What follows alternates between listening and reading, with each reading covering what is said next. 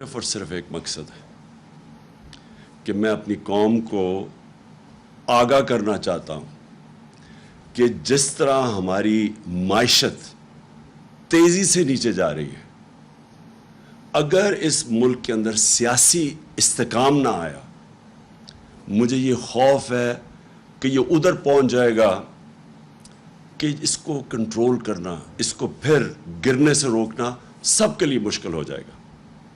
آج میں نے اپنی جو معیشت کی ٹیم تھی اس کے ساتھ بیٹھ کے ہم نے یہ سارا ڈسکس کیا۔ اس کے بعد ہم نے وہ بھی دیکھے جو کہ آئی ایم ایف نے رپورٹ پاکستان کی اکانومی کے اوپر دی ہوئی ہے، ورلڈ بینک وہ کیا کہتا ہے کہ پاکستان کی اکانومی کس طرف جا رہی ہے، اور پھر ہم نے اپنے ماہرین نے بیٹھ کے ڈسکس کیا۔ تو میں نے اس لیے آج فیصلہ کیا آپ سے بات کرنے کا کہ مجھے اب یہ خوف آ رہا ہے کہ یہ حکومت کے پاس اب کوئی طریقہ نہیں ہے کہ اس معیشت کو گرنے سے روکنے کا۔ اور مجھے جو دوسرا خوف آ رہا ہے کہ یہ جتنی دیر تک یہ اب اس طرح کا سیاسی استحکام نہیں آئے گا، یعنی جو پولیٹیکل سٹیبلٹی، جب تک وہ یہ نہیں آئے گی، مجھے اب یہ خوف ہے کہ یہ معیشت کسی صورت اب استحکام پہ نہیں کوئی نہیں پہنچا سکتا۔ جو اس وقت حکومت بیٹھی ہوئی ہے، اس کی کریڈیبلٹی نہ پاکستان کے اندر رہی ہے نہ باہر رہی ہے۔ ان کی خاص طور پہ جو پاکستان کی فائنینشیل مارکیٹس ہیں ان کے اندر کوئی کریڈیبلٹی نہیں رہی۔ انہوں نے جو ساری قوم کو کہا تھا کہ جیسے ہی آئی ایم ایف کا فیصلہ ہو جائے گا تو ایک دم اکانومی سٹیبلائز ہو جائے گی، روپیہ بھی گرنے سے رک جائے گا بلکہ روپیہ مضبوط ہوتا جائے گا۔ ساری قوم کے سامنے آج حالات ہیں۔ آئی ایم ایف کی ساری کنڈیشنز مانی انہوں نے، تاریخی مہنگائی ہوئی پاکستان میں، جو میں بھی آپ کے سامنے باقاعدہ بتاؤں گا کہ آج اس پاکستان کی عوام کے اوپر کیا گزر رہی ہے۔ جس طرح کی آج مہنگائی ہے، یہ پاکستان کی تاریخ میں اتنے تھوڑے وقفے میں اتنی زیادہ مہنگائی نہیں ہوئی۔ تو مہنگائی بھی کر دی آئی ایم ایف کے کہنے پہ ساری، جو میں ابھی آپ کو بتاؤں گا، بجلی کدھر گئی، پٹرول ڈیزل یہ کدھر سے کدھر گئے پچھلے 5 مہینے میں۔ آئی ایم ایف کا پروگرام بھی آ گیا، لیکن روپیہ ابھی بھی گر رہا ہے اور یہ گرتا رہے گا جب تک کہ اس ملک کے اندر پولیٹیکل سٹیبلٹی نہیں آتی۔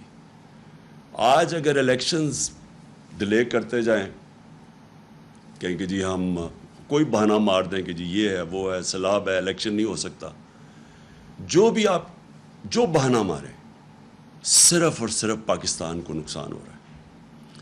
اگر کوئی یہ سمجھتا ہے کہ ہمیں نقصان ہو رہا ہے، الیکشنز ابھی نہیں ہو رہے، تو میں اپنی ساری قوم کو کہنا چاہتا ہوں، یہ میں دعویٰ کرتا ہوں، 70 سال میری عمر ہونے والی ہے انشاءاللہ اگلے مہینے، میں یہ دعوے سے کہتا ہوں کہ پاکستان کی تاریخ میں کبھی کسی پولیٹیکل پارٹی کی وہ مقبولیت نہیں تھی جو آج تحریک انصاف کی ہے۔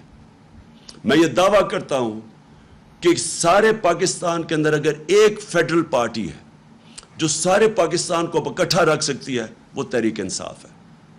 پورے حربے استعمال کیے جا رہے ہیں، یہ لوگ جو اوپر بیٹھے ہوئے ہیں، یہ جو اس ملک کے بڑے بڑے مجرم اوپر بیٹھے ہوئے ہیں، 60% کیبنٹ ضمانت کے اوپر ہے، پرائم منسٹر کو سزا ہونے والی تھی یہ ایف آئی اے کیس کے اوپر، یہ وہ لوگ اوپر جو بیٹھے ہوئے ہیں، ان ساروں کو اب سمجھ آ گئی ہے کہ یہ جو تحریک انصاف کی مقبولیت ہے اب اس کو مقابلہ نہیں کر سکتے، لہٰذا یہ کر کیا رہے ہیں کہ بجائے ملک کا سوچنے کے، سوائے اپنے کرپشن کیسز خارج کروانے کے لیے، اور ساروں نے مل کے وہ جو 1100 ارب روپیہ انہوں نے جو امینڈمنٹ کیا نیب پہ، سوائے اس کی فکر کرنے کی، ان کے پاس کوئی حل نہیں ہے پاکستان کی یہ معیشت کو اور ملک کو سدھارنے کا۔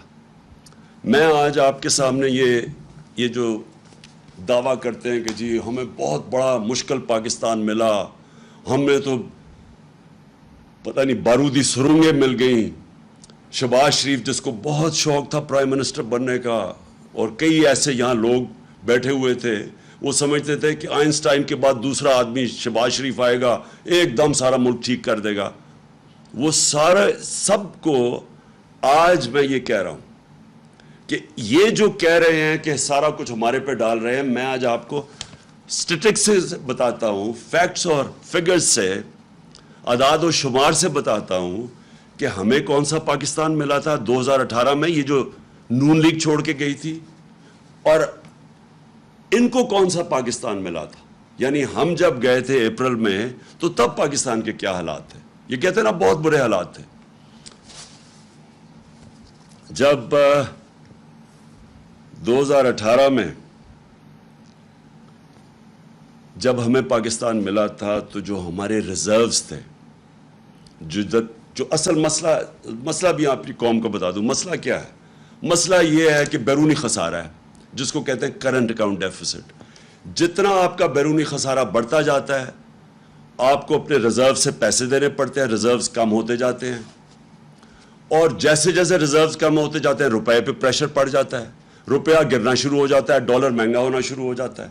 جب ڈالر مہنگا ہوتا ہے تو جو بھی چیزیں آپ باہر سے خریدتے ہیں وہ سب مہنگی ہو جاتی ہیں. جس میں تیل ہے وہ آپ باہر سے خریدتے ہیں, وہ بجلی, کیونکہ بجلی کے اندر بھی جو فیولز ڈالتے ہیں, کوئلہ یا گیس باہر سے خرید کے یا پھر تیل ڈالتے ہیں, وہ ساری مہنگی ہو جاتی ہیں. تو سب کچھ مہنگا ہو جاتا ہے جیسے جیسے آپ کا روپیہ گرنا شروع ہوتا ہے. تو لہٰذا سب سے امپورٹنٹ چیز ہوتی ہے کہ آپ کا جو بیرون ملک خسارہ, کرنٹ اکاؤنٹ ڈیفیسٹ, وہ کنٹرول میں ہو.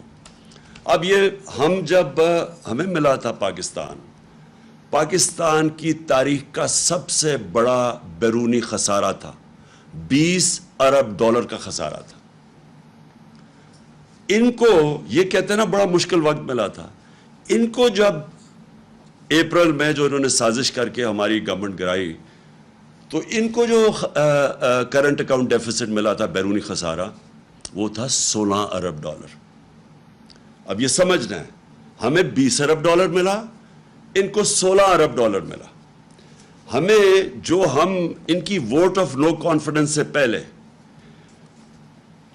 ہم نے کتنا ادھر سے, جدھر ہمارے ریزروز یہ جو چھوڑ کے گئے تھے 9.8 پہ, جب ووٹ آف نو کانفیڈنس انہوں نے درج کروایا, اس کے بعد سیاسی ہماری انسٹیبلٹی ہونی شروع ہو گئی, تو 16.2 ارب ڈالر کے ہمارے ریزروز تھے. پھر سے یہ جب چھوڑ کے گئے تھے پاکستان 9.8 تھا. جو ہم چھوڑ کے گئے تھے انہوں نے کہا نا بڑا مشکل پاکستان چھوڑ کے گئے. ہمارا ووٹ آف نو کانفیڈنس سے پہلے 16.2 ارب ڈالر کے ریزروز تھے.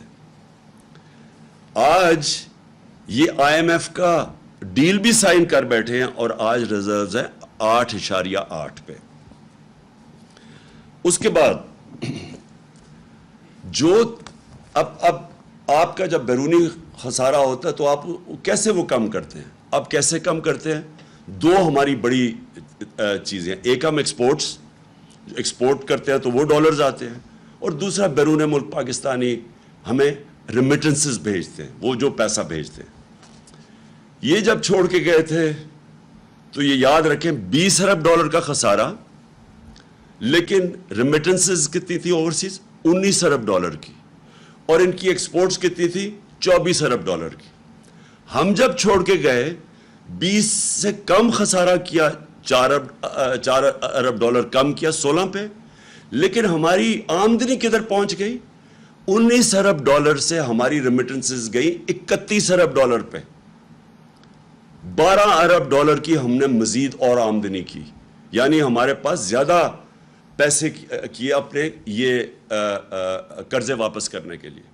اور دوسرا ہماری ایکسپورٹس یہ 24 ارب پہ چھوڑ کے گئے تھے, 32 ارب ڈالر پہ ہم ایکسپورٹس لے کے گئے. تو ہم نے ملک میں زیادہ ڈالرز بھی لے کے آئے اور ہمارا خسارہ بھی کم تھا. میں یہ اس لیے کہہ رہا ہوں کہ بار بار پروپیگنڈا کیا جاتا ہے جی بڑا مشکل ہمیں ملک چھوڑ کے گئے. یہ وہ ملک چھوڑ کے گئے تھے, ہمارے لیے ان سے زیادہ مشکلات تھی. ہم نے وہ ملک ہمیں ملا, پہلے تو خسارہ سب سے بڑا, اس کے بعد ہم نے وہ سٹیبلائز کیا.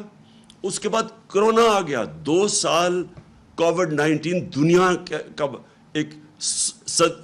ایک صدی کے اندر ایک دفعہ اتنا بڑا بحران آتا ہے.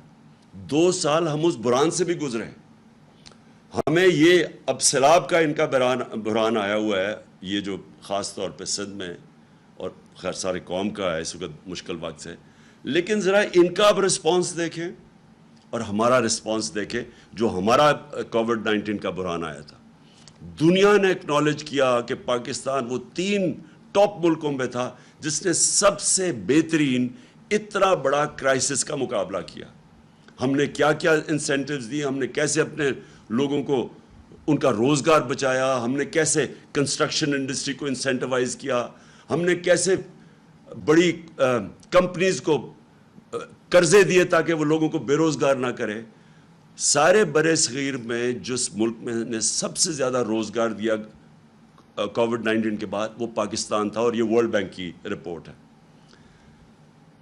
تو پہلے میں صرف یہ آپ کو بتانا چاہتا تھا کہ یہ جو کہتے ہیں نا کہ بڑا مشکل وقت تھا, اگر یہ ہوتے جس طرح کا کرونا کا جو اتنا بڑا بحران آیا تھا, اگر یہ ہوتے, یہ تو سارے کہہ رہے تھے ملک کو لاک ڈاؤن کر دو, اور انہوں نے ابھی تک جو ان کا رسپانس آیا ہے اس کے اوپر, سیلاب کے اوپر, ان کے پاس تو کوئی پلان ہی نہیں ہے ابھی تک. کسی کو کوئی روڈ میپ ہی نہیں نظر آ رہا. صرف ایک ہی روڈ میپ نظر آ رہا ہے کہ پیسے مانگ رہے ہیں دنیا سے کہ جی ہمیں کسی طرح پیسے دے دو. وہ جو سیکرٹری جنرل یونائٹڈ نیشنز کا آیا تھا, اس کا وہ کپڑا ہی, وہ بازو نہیں چھوڑ رہا تھا شہباز شریف کو کہ پیسے مل جائے. ان کے پاس تو اور کوئی پلان ہی نہیں نظر آ رہا. کیا یہ ملک کو آرگنائز کر رہے ہیں, کیسے ڈیل کر رہے ہیں.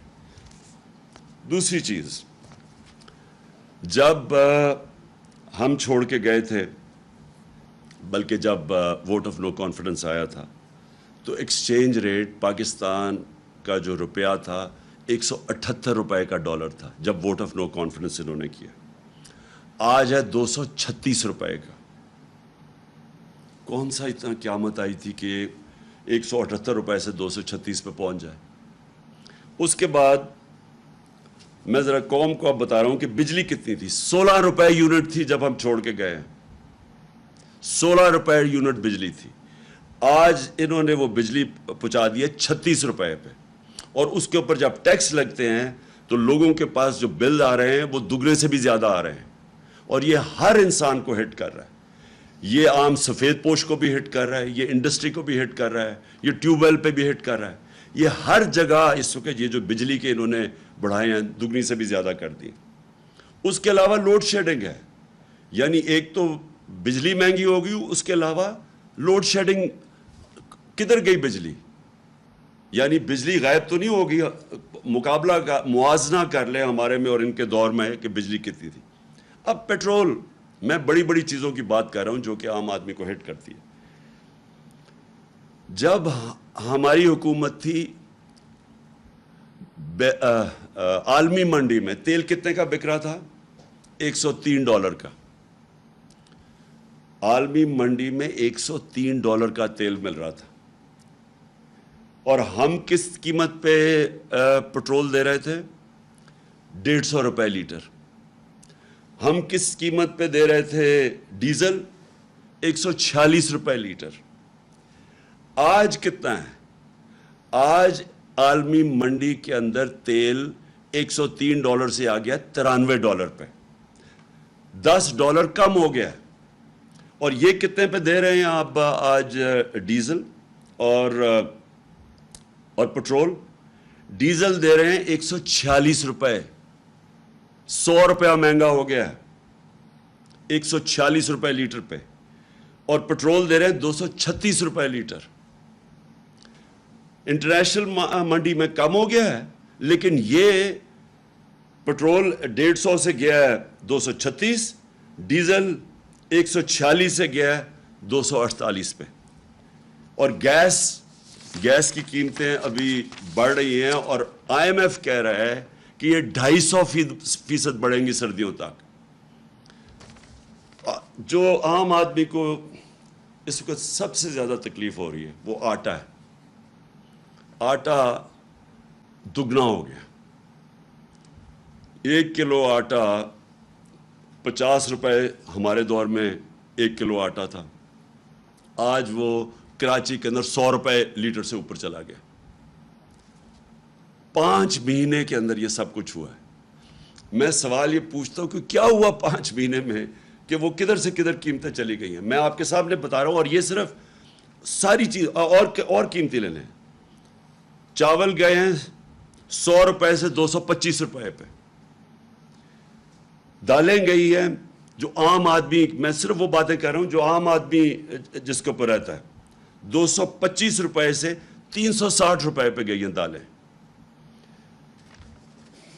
جو گھی ہے، پام آئل جو ہمارے زمانے میں امپورٹ کرتے تھے وہ $1700 تھا، آج وہ نیچے آ کے $1000 پہ آ گیا ہے۔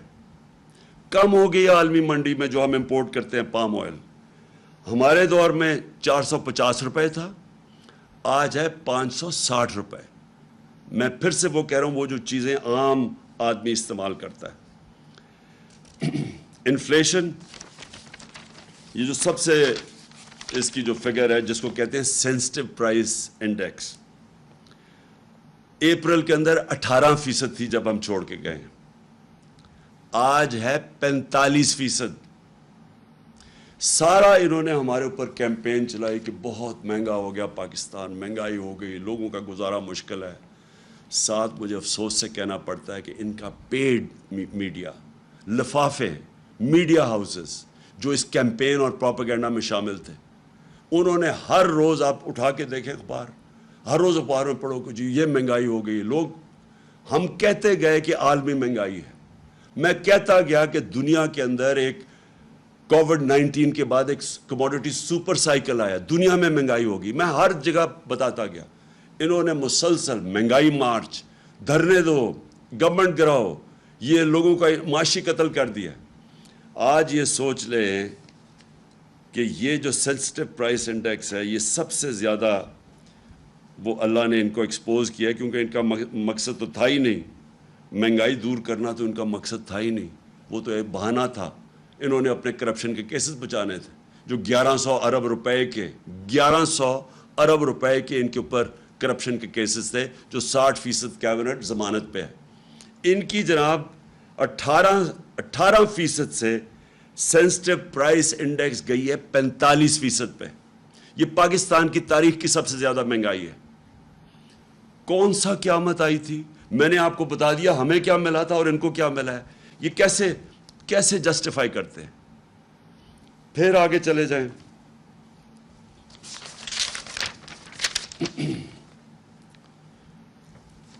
ایک طرف مہنگائی بڑھ رہی ہے، دوسری طرف اکانومی کانٹریکٹ کر رہی ہے۔ مطلب یہ کہ جو ہمارا 17 سال کے بعد ہم نے اس جگہ سے ملک جو ادھر چھوڑ کے گئے تھے ادھر سے نکال کے ہم نے جو پاکستان کی جو ریٹ تھی، گروتھ ریٹ تھی، جو دولت میں اضافہ تھا جس کو گروتھ ریٹ کہتے ہیں، ہمارے آخری 2 سال میں 5.6% اور چوتھے سال کے اندر 6%۔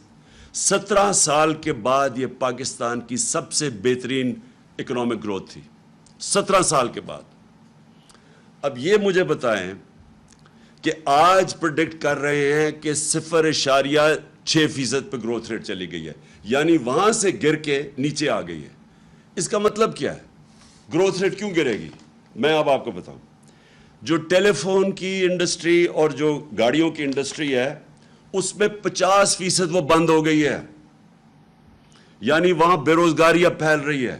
اس کا جب انڈسٹری بند ہوتی ہے تو اس کا صرف یہی نہیں مطلب کہ بے روزگار ہوں گے، ٹیکس کے اندر کمی ہے۔ ہمارے دور میں پاکستان کی تاریخ کا، جب ہم چھوڑ کے گئے تھے اپریل میں، پاکستان کی تاریخ کا سب سے زیادہ ٹیکس اکٹھا کیا گیا تھا، جس کی وجہ سے ہم نے سبسڈائز کیا تھا پٹرول اور ڈیزل، ہم نے اپنے لوگوں کو مہنگائی سے بچایا ہوا تھا، اور کیونکہ ہم نے سب سے زیادہ پیسہ اکٹھا کیا تھا آمدنی میں۔ ان کے اب یہ جو بند ہو رہی ہے، کار کی انڈسٹری آدھی پہ فنکشن کر رہی ہے، 50% بند ہو رہی ہے۔ ٹیکسٹائل جس کے اوپر پاکستان چلتا ہے، ایکسپورٹس جس میں بڑھتی ہیں، وہ 20% بند ہو رہی ہے۔ اب اس کا مطلب یہ ہے کہ ہماری ایکسپورٹس اور کم ہو جائیں گی۔ جب ایکسپورٹس کم ہوں گی، اس کا مطلب ڈالر کم آنے شروع ہوں گے۔ جب ڈالر کم آنے شروع ہوں گے بیرونی ملک کا خسارہ بڑھ جائے گا. جب وہ خسارہ بڑھے گا روپے کے اوپر اور پریشر پڑ جائے گا. تو ٹیکسٹائل 20% انڈسٹری بند ہو گئی ہے. سیمنٹ 34% سیمنٹ سیلز کم ہو گئی ہیں. پٹرول جس کے اوپر بھی گورنمنٹ پیسہ بناتی ہے, جب پٹرول زیادہ بکتا ہے تو گورنمنٹ کی آمدنی میں اضافہ ہوتا ہے. 22% پٹرول مہنگائی کی وجہ سے وہ کم ہو گیا. اور اب جو دو چیزیں ہم پاکستان فیس کر رہے ہیں, ایک طرف مہنگائی, دوسری طرف بے روزگاری, جس کی وجہ سے ورلڈ بینک اور IMF اب کہہ رہی ہیں کہ پاکستان انتشار کی طرف جا رہا ہے, سول انریسٹ کی طرف جا رہا ہے, سری لنکا والے سچویشن کی طرف جا رہا ہے, کیونکہ ان کے پاس اب کوئی حل نہیں ہے اس کا. تو میں آخر میں اب جو جس کی وجہ سے میں نے یہ آج آپ کے سامنے پریس کانفرنس کی تھی, میں جو آپ کے سامنے اب چیز رکھنا چاہتا ہوں وہ کیا ہے. ایک میں آپ کو فگر دیتا ہوں.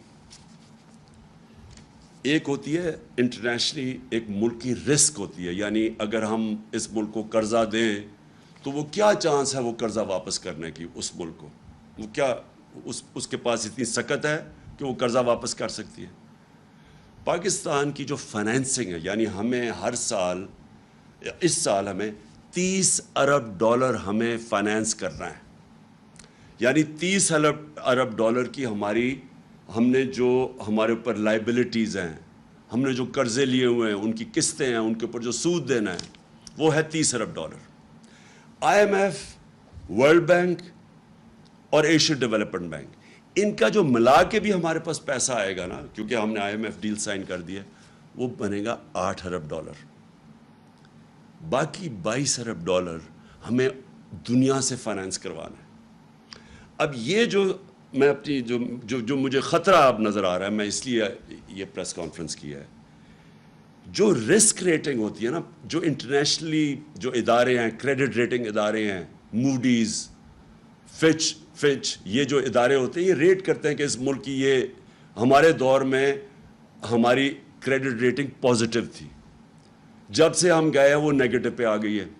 یعنی کہ وہ یہ سمجھتے ہیں کہ اس ملک میں اب سکت نہیں ہے قرضے واپس کرنے کی. جب وہ یہ سمجھتے ہیں تو جو قرضے کی قیمت ہے وہ بڑھ جاتی ہے. تو اب میں ذرا آپ کو بتانا چاہتا ہوں کہ یہ جو سارا ہوا, اور میں پھر سے یہاں کہنا چاہتا ہوں کہ جو اس ملک میں طاقتور لوگ ہیں, میں نے ان کو واضح طور پہ یہ بتایا تھا کہ یہ ہم بڑی مشکل سے ہم نے اپنی معیشت کو سنبھالا ہوا ہے. اگر اس ملک میں سیاسی استحکام نہ رہا, اگر آپ نے یہ پولیٹیکل ڈی اسٹیبلائزیشن ہونے دی, کیونکہ پاور تو جس کے پاس ہے وہ روک سکتے تھے یہ جو سازش ہوئی ہے ہمارے خلاف. میں نے تب کہا, اور میں نے شوکت ترین کو بھی کہا کہ ان کو بتاؤ کہ ایک دفعہ ہماری سیاسی استحکام نہ رہا, یعنی یہ جو ووٹ آف نو کانفیڈنس یہ جو دائر کر رہے ہیں اور پولیٹیکل انسٹیبلٹی آ رہی ہے, اس کا ڈائریکٹ امپیکٹ پڑے گا ہماری معیشت پہ.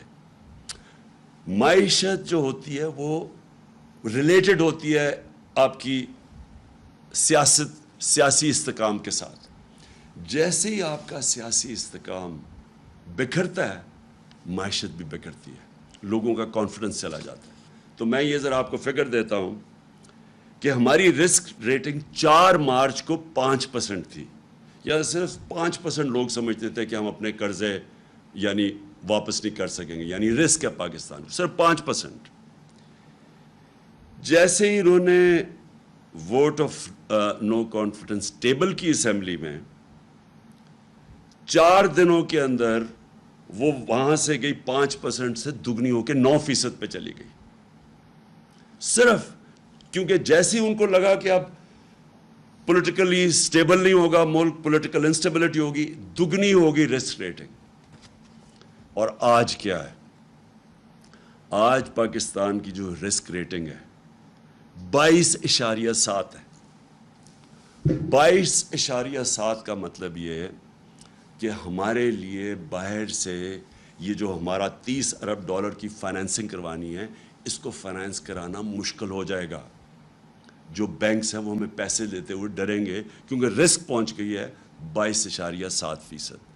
میری جو یہ صرف میڈیا ٹاک اس لیے ہے، میں پھر سے یہ کہتا ہوں کہ اگر جلدی سے جلدی صاف اور شفاف الیکشن کرواؤ، مجھے اس کا کوئی اتنا زیادہ فائدہ نہیں ہے پرسنلی اس وقت، کیونکہ ہمارا تو اللہ کا کرم ہے کہ جیسے جیسے یہ ملک اس طرف لے کے جا رہے ہیں، مہنگائی بڑھ رہی ہے، ان کی شکلیں دیکھ رہے ہیں، اپنے کرپشن کیسز بچا رہے ہیں، ملک سنبھالا نہیں جا رہا، ہمارا تو گراف اوپر جا رہا ہے لیکن ملک نیچے جا رہا ہے۔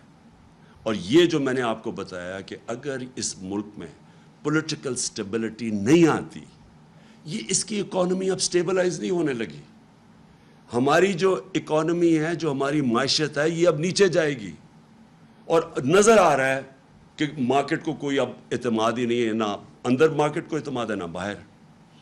اس لیے میں آج سب کو کہنا چاہتا ہوں، اپنی قوم کو، کہ جلدی سے جلدی الیکشن کروائیں پاکستان کو اس دلدل سے نکالنے کے لیے، جس دلدل میں بڑی تیزی سے یہ امپورٹڈ حکومت ہمیں دھکیل رہی ہے۔ سازش تو انہوں نے کر دی، اپنے کرپشن کیسز کے اوپر تو انہوں نے آتے ساتھ ہی فیصلے کروا لیے۔ اب رمضان شوگر مل، ان کی اس کے تو کیس فوری لگا ہوا کہ جی اس کا کیس ختم کرو۔ ایف آئی اے کا جو شہباز شریف اور بیٹوں کا 16 ارب کا کیس تھا، وہ بھی 4 گواہ بھی اللہ کو پیارے ہو چکے ہیں، مقصود چپڑاسی بھی چلا گیا ہے، جو انویسٹیگیٹ کر رہا تھا ڈاکٹر رضوان وہ بھی نہیں ہے، وہ تو ہو رہا ہے سارا کچھ، ملک کو یہ نیچے لے کے جا رہے ہیں۔ تو آج میں اپنی ساری قوم سے اپیل کرتا ہوں کہ یہ اس ملک کو اگر ہم نے مزید اس دلدل سے نکالنا ہے، اس طرح کی مہنگائی سے بچانا ہے، جس طرف جا رہی ہے چیزیں مہنگی، آئی ایم ایف نے کہا ہے کہ ابھی بجلی اور مہنگی ہونے والی ہے، ان کی رپورٹ میں ہے۔ ہم نے اپنے ملک کو انتشار سے بچانا ہے، فوری طور پہ صاف اور شفاف الیکشن اناؤنس کیے جائیں۔ جتنی یہ دیر کرتے جائیں گے بحران بڑھتا جائے گا، اور پھر سے مجھے خوف ہے کہ ایسا نہ وقت آ جائے کہ سب کے ہاتھ سے یہ نکل جائے۔ میں آخر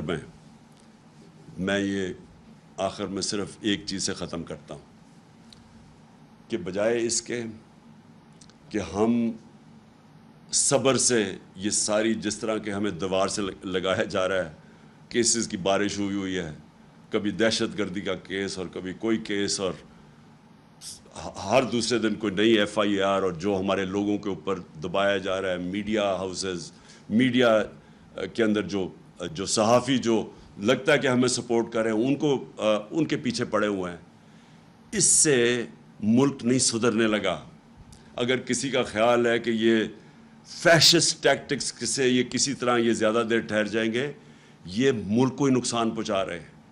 کوئی نہیں روک سکتا اس ملک میں انتشار کو اگر اسی طرح یہ چلتے رہے۔